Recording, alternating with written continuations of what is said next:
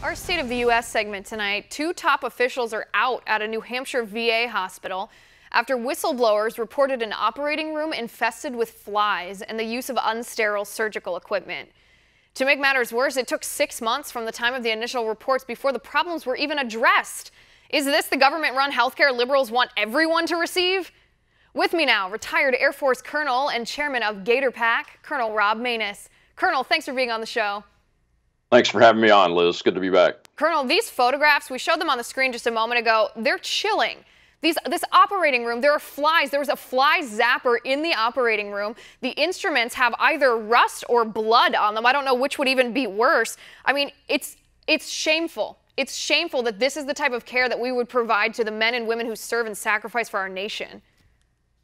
It's absolutely shameful, and it's to most people, I think it's unbelievable. To the average citizen, but to veterans that have been through the VA system, I have to say, sadly, that I'm not surprised, even with all of the supposed gains and the $16 billion infusion into the VA system a year and a half ago, none of that, as we said all along, was going to make one darn bit of difference to keeping veterans alive and making sure they get the best quality health care America can provide. No, I mean, obviously not. I mean, the accountability is the crux of the matter here. Not only the shoddy care, but there's no one noticed this. How did it take 6 months? The original allegations, by the way, were put forth by 11 doctors and other medical employees in January of 2017, 6 months ago. It was only this week that the Secretary of the Veterans Affairs actually removed the hospital director and the chief of staff of this hospital. 6 months. It's unbelievable.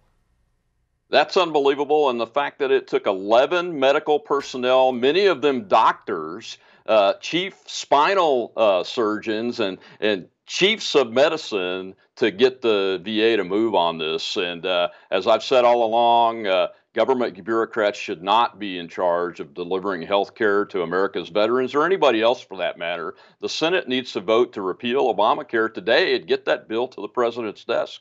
Right. It's absolutely shocking. And you mentioned the head of the spinal cord clinic. So this is not just a hypothetical story where we look and see flies, where we look and see the potential for damage against our veterans. This doctor, his name is Dr. William Coys, the head of the spinal cord clinic, he actually has a list. He made a list of 80 patients over the last 5 years who were suffering from nerve damage, potentially crippling nerve damage in the neck. They had to use wheelchairs. They had to use walkers. They had to use canes.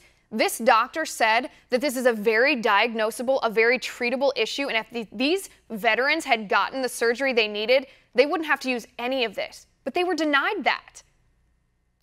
They were not only denied it, but it took them 6 months, as you pointed out, to believe 11 medical personnel. Now, these aren't janitors or people that check folks in that are, helping folks administratively. They're medical personnel. It's just absolutely unconscionable that these government bureaucrats and the Veterans Administration can continue to get away with this. And I might add that Secretary Shulkin, I appreciate that he removed the two individuals, but they have not been terminated. And right. When somebody does something as egregious as this and they're in charge of it, it should be a very simple and easy process to terminate those individuals and make a determination on what level of retirement pay, if any, that they should get. There's a process with military officers and enlisted personnel that does the same exact thing. You can have your military retirement decreased or even eliminated if something is found after the fact, after you've been removed or after you've retired.